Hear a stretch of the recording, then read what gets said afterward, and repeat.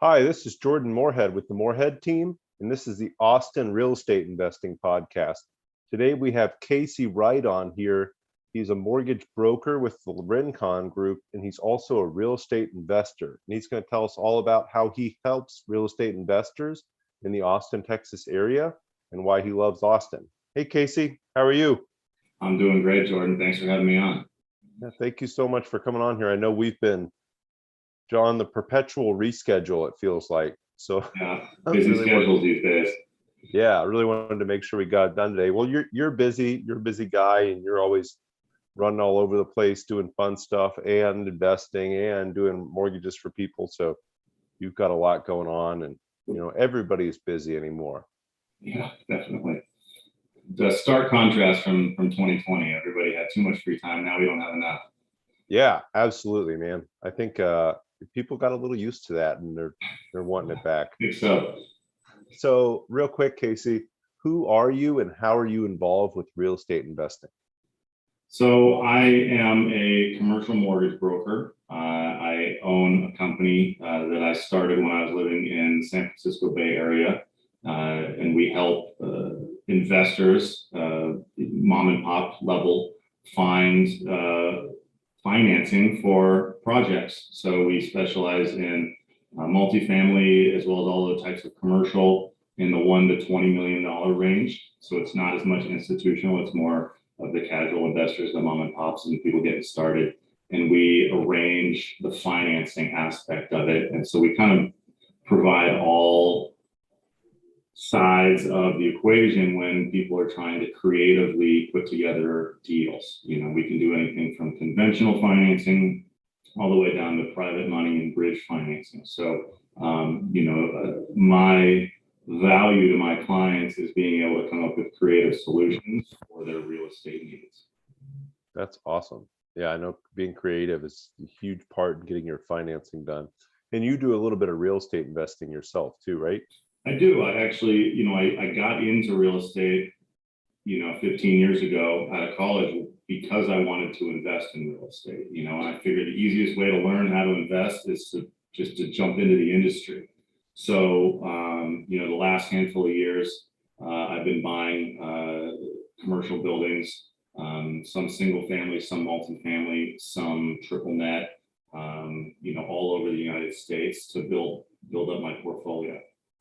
Nice. Love that. So obviously you're not originally from Austin. You said you were in the San Francisco Bay Area. What made you choose to relocate to Austin?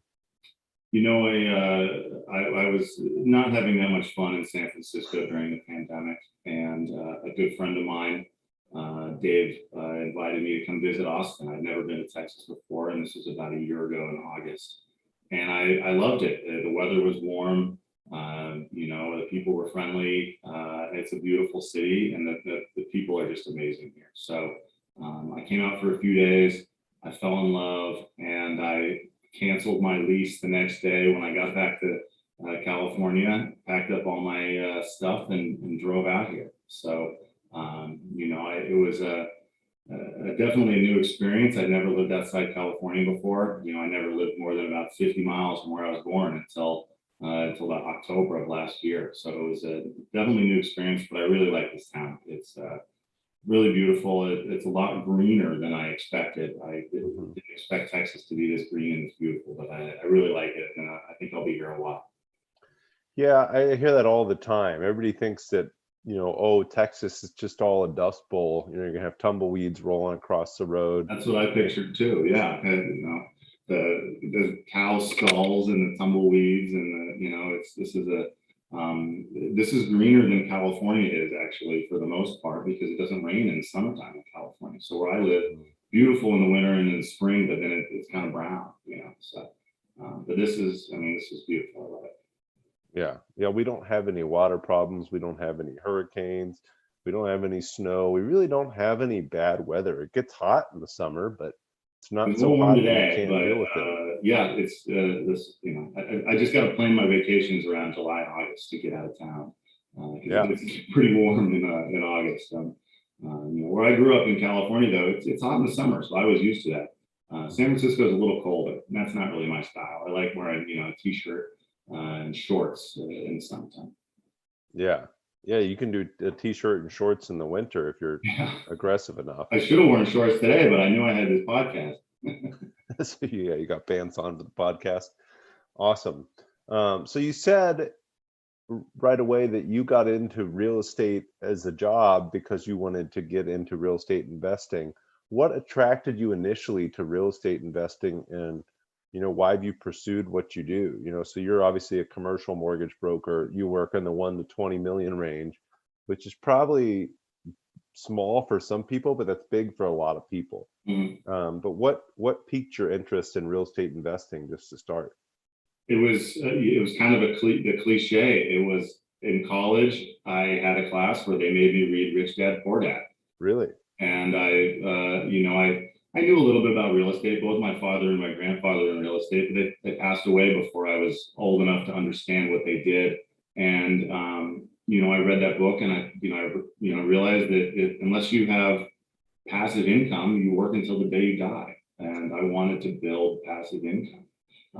So I didn't know how to do it at the time. And out of college, I tried a couple different things within the real estate realm, and I got really good at the finance side. I've got a mind for the numbers. So I've been doing that for since about 2009 now. And and since then, I've taken some of the money I've made helping others build their portfolios, and I've used it to start building my own. That's awesome. So just curious, what college and what class required you to read Rich Dad Poor Dad? I've actually never heard that before. I went to a small state school in California called Cal State Chico. Okay. It's about 2 hours north of Sacramento. It's a small little town. And I'd actually switched schools. I was a computer engineering major originally, and I found that there wasn't enough human interaction for me. I was sitting in a cubicle all day, not talking to anybody.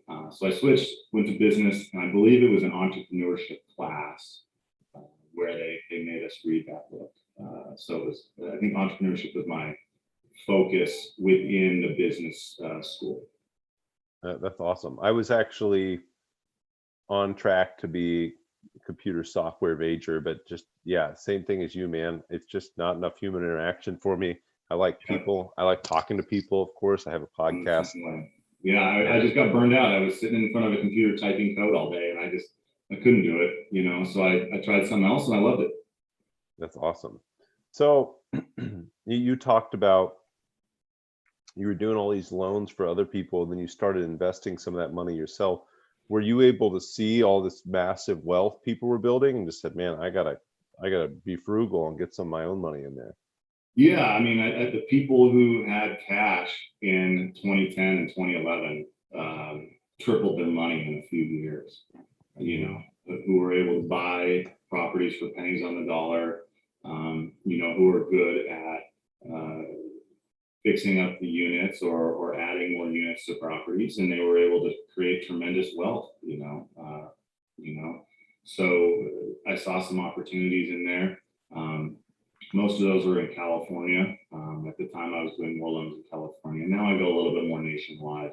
But yeah, I saw people who are, if you did it correctly and you bought at the right price, and you can fix a property up, refinance every few years, pull out your equity, and then do it again. So and it's a tremendous wealth builder and a tremendous tax strategy. Yeah, absolutely it is. And that's all of the reasons why I'm in real estate myself. So you mentioned earlier you help people get creative with their financing, can help with private money and just creative strategies to get things done. Could you just give us an example of what a creative one you've done recently might look like? Because most people think I got to have 25% down. For commercial, it needs to hit a certain debt service coverage ratio. It has to fit in this not so little box, but it has to fit in this box.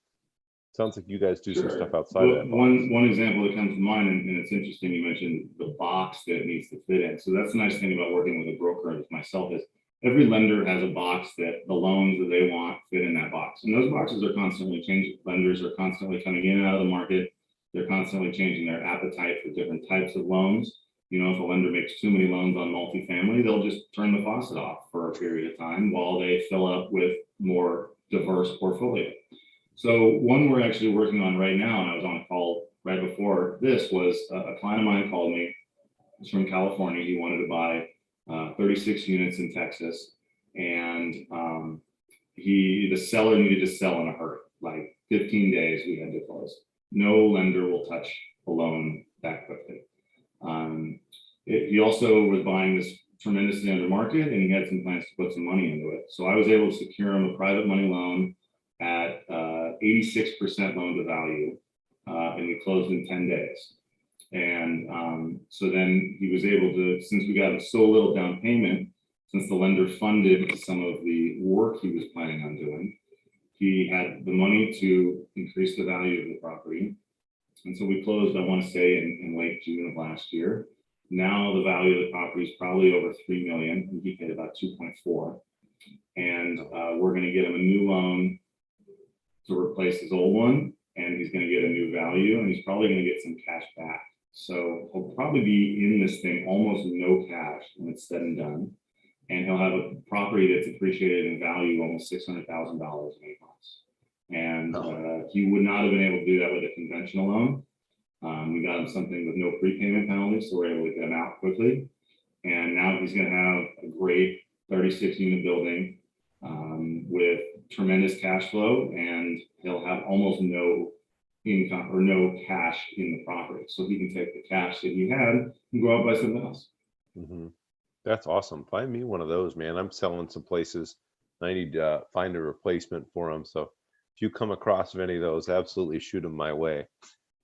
Yeah, as everybody wants, I'm sure.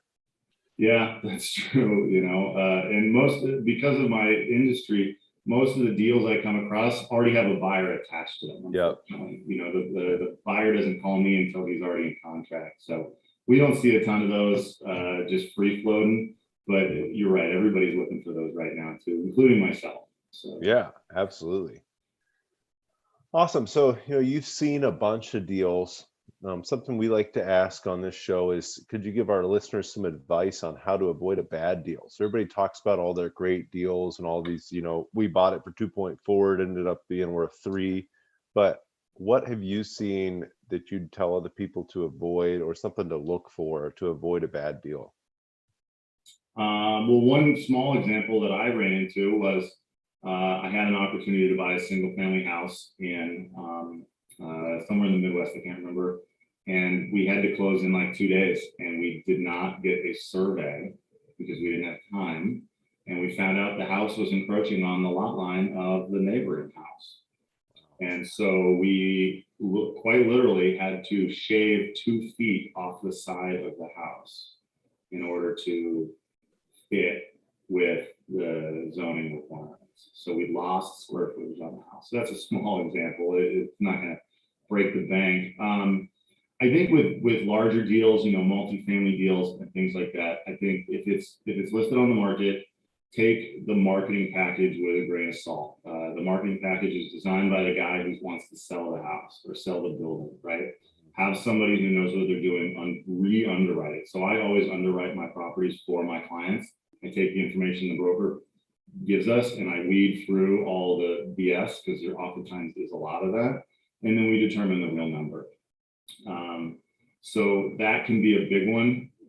The listing agents oftentimes, not maliciously necessarily, but sometimes they omit important things that need to be addressed. Is this in a flood zone? How old is the roof? Are the tenants actually paying? A question we ask all the time now is, are there any COVID related issues? Sometimes sellers are listing properties because half the tenants aren't paying rent. And those are difficult to deal with because you can't evict them and they're not paying. It's far worse to have a COVID tenant than it is to have no tenant at all, because at least you can fill a vacant space. So, having a second set of eyes is always very valuable. I'm trying to think of what other issues we've run into. That's kind of the big one is a buyer calls me and says, hey, I'm looking at this property. The seller says I can get this kind of loan on it, and this is it. And I look at it and I go, I don't think you can do that. Or this isn't as good a deal as they're telling you it is. People often overinflate things. Especially with properties, it's like their baby. It's worth 10 times more than what the market suggests, and it's way cuter than what the neighbors think. Yeah, no, you hear that term of endearment when somebody says my property. It's always, oh, my property, and they kind of lean into it. Like, oh, it's my baby. I love this thing. And you're like, well, it's actually not doing too well, so I'm not sure I can pay you this for it. And I've felt the same way as a seller. When somebody comes back and says, hey, this is messed up, or this isn't making the money that it should, or here's why we need a discount, it's easy to get upset, but it's just business. And unfortunately, you got to weave through that dealing with sellers. So Casey, what's one thing a newer investor should know when they're looking at a property with a loan balance of 1 to 20 million? So if you're newer into the commercial space, let's just use 2 million, for example. You're looking at a $2 million property. It's a 20 unit property. What's the first step you're going to tell them? Obviously, we already went over, look at the offering memorandum, take it with a grain of salt. But when somebody's approaching getting a loan on a property like this, what would you tell them? So in the pure residential world, right, single family, 1 to 4 units, we kind of joke that the lender looks at 90% borrower, 10% property. In the commercial world, it's the opposite. It's 90% property, 10% borrower. And the reason is the property is paying the mortgage. All your job is just to don't screw it up, right? So we are going to pull your credit. We're going to look at your financial statement. We're going to pull your tax returns. Tax returns is not required. There are loans that do not require tax returns. However, they're not quite as aggressive. So if you don't have good tax returns, we can still solve that problem. Same thing with credit. If you don't have good credit, we can still solve the problem, but you might not get the best rate on the plan. But the key is going to be to look at the property itself. So what I tell my clients is I cannot tell you what loan to value to expect until I've seen the numbers and I've gone through it with my underwriting team and determine what kind of loan to value the property supports. Maybe you can get as little as 20% down. It's kind of the max loan to value, 80% for multifamily. But it rarely is that the case, especially in places like California where cap rates are so low. So we would go through it, underwrite it, and determine what kind of loan to value the property supports. In terms of down payment, let's say it supports 70%. So then 30% down. We would also want to see probably about 10% of the loan amount as liquid assets after close. So we want to see some liquidity. The lender wants to make sure you get enough money for a rainy day or a leaky roof or some vacancy. So rule of thumb, 10% of the loan amount as liquid assets. So if we're getting a $1.5 million loan, 150,000 in something relatively liquid, stocks, bonds, gold, crypto, whatever you want, as long as it can be liquidated relatively quickly. So they're considering crypto now? I didn't know that. I mean, crypto is just as liquid as a stock. Yeah. So I could absolutely use that. You could liquidate that tomorrow. If you had 100% of your assets in some crazy coin nobody's heard of, I might recommend you pull it out and put it in some cash first. The only reason a lender might be nervous about crypto is how volatile it is. Yeah, exactly. It is so liquid, you can pull it out tomorrow. But if you had all of your cash in a cryptocurrency, I would probably recommend, hey, pull that out, put it on the sidelines for 2 months while we do this loan, you can throw right back in. And you're probably not going to miss out on too much. Yeah. So, you talked about, hey, 90% of this is the property. And I think everybody gets that. I talk to people all the time say, oh, well, commercial loans are just all about the property. But you mentioned about 10% of it's about you. Could you talk about what you look for in a borrower as an individual or maybe a partnership and why that's still important to a point? Sure. So, we have no issues with partnerships. We have no issues with syndications. You can have as many partners as you want. However, if you have more than like 5 partners, lenders are going to start charging you more for underwriting. But, we want to make sure you got good credit so you pay your bills. The general cutoff line is around 680 credit score. If you're at or below there, we're going to need explanations as to why. If you're the kind of person who just doesn't pay their bills, you're probably not going to get a loan. Or I'm going to get you one of those loans that's just not that exciting on the interest rate with a lender who's willing to take more risk. So, you might be paying 100 basis points higher on the rate because people who don't pay their bills are higher risk. We do look at tax returns, so we want to make sure you have some form of income generally. And then we're going to look at financial statement. What other assets do you have? Do you have any credit issues in the past? What do you have? Cash? What other real estate assets do you have? If somebody with zero real estate assets calls me and wants to buy 50 units, they're not going to get the best loan on the market because the lenders who are offering the best rates want the least risk. And somebody who has zero experience is a slightly higher risk than somebody who has 15 other properties, right? So the nice thing though is, especially working with a broker as myself, is I look at all of those things and I figure out which direction we need to go to get you what you're looking for. I usually tell my clients, call the banks that call your personal bank, call another bank, and then call a broker that you trust, whether it's me or some other mortgage broker that you trust. And then that way you're going to get a good feel for what the market can bear. We look at the whole package and kind of determine which direction to go. But credit score, cash, assets, tax returns. That's generally what we look at. So if you are missing one of those or low on those and you're good on the others, we can usually still make it work. But if you have, 3 out of the 4 of those aren't looking very good, then it's much, much more difficult to get a loan, or the rate is just significantly higher because of that. That makes sense. Yeah, no, I hear all the time people say, well, commercial loans are just about the property. And then I've heard that what you just said there, hey, it's not all about the property. It's 90% about the property, but you can't be an absolute degenerate at the same time. Right. And I had a client call me the other day and he wanted a non-recourse loan. And there's recourse and there's non-recourse. And for the average person, recourse simply means that if you default, they can go after both the property and the borrower. Non-recourse means they can only go after the property. Mm-hmm. A lot of people think that if there's a non-recourse loan, that the borrower doesn't have to provide any personal information, and that's just not true. The lender will still make sure that the borrower is capable of servicing this loan. They just won't have the kind of penalty if they were to make a mistake. So they definitely are double checking, because even though the property is paying for it, a bad borrower can screw it up. Maybe they don't manage it properly and the units stay vacant, or if you have bad tenants who don't pay. There could be a lot of reasons that this could go downhill. And lenders are not in the business of gambling. They want a sure thing. So if you're anything but a sure thing, a lot of times they'll pass.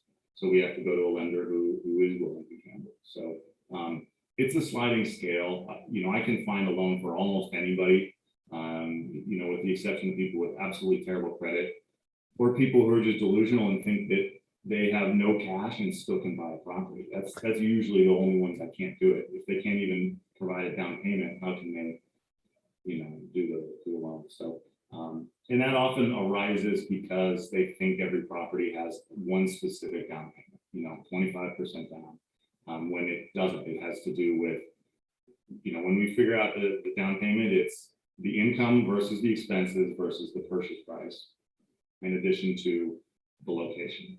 So you could have 2 identical properties next door to each other, and if they have different prices, you'll have entirely different lender values. Mm-hmm. Absolutely. No, I love that. It's a lot of great information. And we'll get to how you can contact Casey here in just a minute, so you guys understand, how you can reach out to Casey and get more of these specific questions answered. Because like Casey said, every property is completely different. Even if the property next door has a gross income of 10,000 and it's priced at X, and this property has gross income of 5,000 and it's the same price, it can be a much different loan that you're looking at for each of those places. So absolutely, you need somebody like Casey in your corner when you're looking, especially in the 1 to 20 million range, and you need to be a little creative in some way or another. So Casey, obviously you're buying real estate, you're loaning on a lot of real estate, you're helping a lot of real estate investors. What's next for you and your company? Do you have any long-term goals or any vision for where you're going? Yeah, we're, our next step is we're looking to build the multifamily buying aspect of it.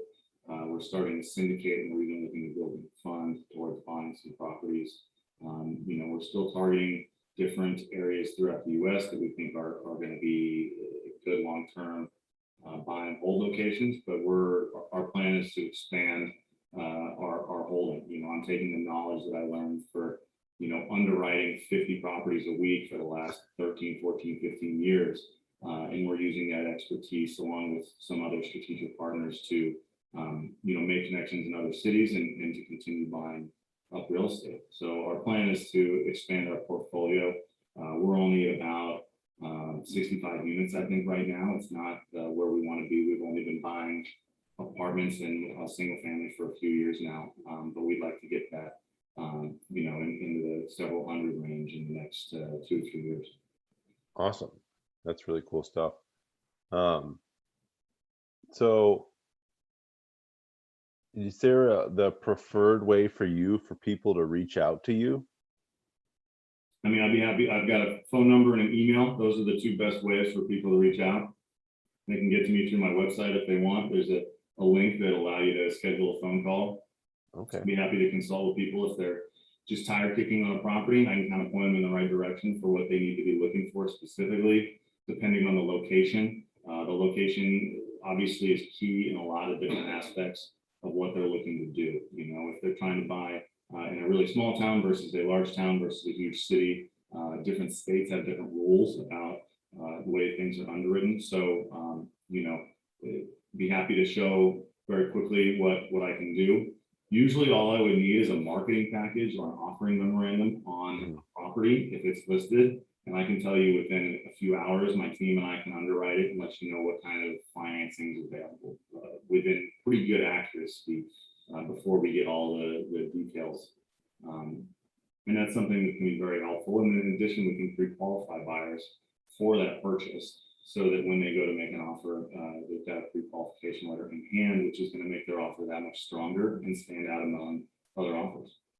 Yeah. No, that's awesome. A lot of people, just for everybody listening that's not familiar with this space as much, and I don't own anything. Well, I own one building in this range, but not enough. But getting somebody to underwrite your deal right away is a big deal, and getting somebody to vouch for you after they've done that is also a big deal. So Casey, and we want to make sure that people are qualified too. So we qualify buyers all the time. I can look at their financial situation and their partnership structure and make sure that they can get into a deal. And if there is a reason they can't, we have solutions to help them put themselves in a better position. The last thing somebody wants to do is make an offer on several properties, get one of them and fall out of contract, because then that's time wasted for them. And it also looks bad to those brokers. The brokers who brought them the deal isn't necessarily going to want to bring them more if they're the kind of person who keeps falling out of contract. So we want to make sure people are airtight when it comes to having their financial situation in order before they make offers. That way they know that they can close, and that keeps everybody happy, and that's going to get them more deals. Yeah. No, that's awesome stuff. What is the best email to reach out? And we'll put all this in the show notes too for everybody listening, but what is the best email for people, Casey? It's my first name, Casey, CASEY, at rincon-group.com. That's RIN as in Nancy, CON as in Nancy, -GROUP.com. Awesome. Yeah. And again, everybody listening, we'll have all of Casey's contact info in the show notes, so you'll be able to reach out to him. But I highly recommend you reach out to Casey if you're looking for something in this space. Just the two things he just mentioned, not to mention all the other stuff we talked about earlier, but that's huge when you're going to shop for something like this. You need somebody like Casey in your corner. Casey, do you have a favorite business or mindset book you like to recommend? I've got a lot of books that I like to read here. What's one right here behind me? Traction is sitting there right behind me. Yep. I'm moving offices, so most of my books are gone. But the E-Myth is a great business book. As I mentioned, Rich Dad Poor Dad is a great way to get started into everything. let's see what else. I read the Thank You Economy very recently, 0 to 1. And I just started reading The Nomad Capitalist, but I'm not that far into that one. Nice. I have not read that.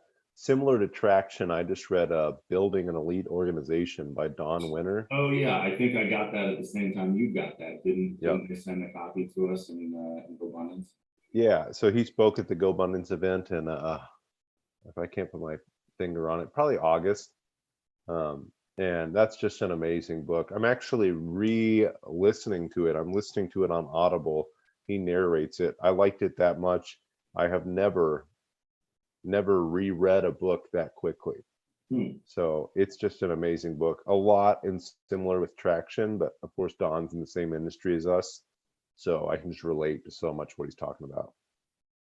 But yeah, highly recommend that. For Traction's an awesome book. Building an Elite Organization by Don Winter is an awesome Yeah, book. I think I've got that on my bookshelf somewhere. I'll check that out when I get a few minutes. I've got too many books on the list right now. I'm buying them faster than I read them. So that's the perpetual problem for me. I have a whole bookshelf full of books, and I don't put anything that I've read back on the bookshelf. Actually, I put it away, but I always have a full bookshelf. When that's crazy because I don't put I've already read back there. All right, Casey, as we're wrapping up here, we have one last very important question for you. What is your favorite restaurant in Austin? Oh, that's a good question. You know, I have an unfortunate admission here. I have not been to many of the barbecue restaurants that I've wanted to visit. So I've only been to a few of them. I've yet to go to Franklin's. I've been to Laura, which is excellent. I probably go, Uchi is excellent sushi. That's probably one of my favorites. I really enjoy that one. Got to make reservations, communication in advance, but yeah. If you like sushi, you can't go wrong with that one. Yeah, Uchi is amazing. Well, awesome. Thank you so much for coming on here today, Casey. Again, we're going to put all Casey's contact information in the show notes, but Casey at Rincon hyphen group. I forget all the different group.com. So we'll have that in there. Highly recommend you reach out to Casey if you're looking to get into commercial real estate in the 1 to 20 million loan volume. So reach out to Casey. He would love to help. Thank you so much, Casey. Hey, thanks for having me, Jordan. It's good talking to you again.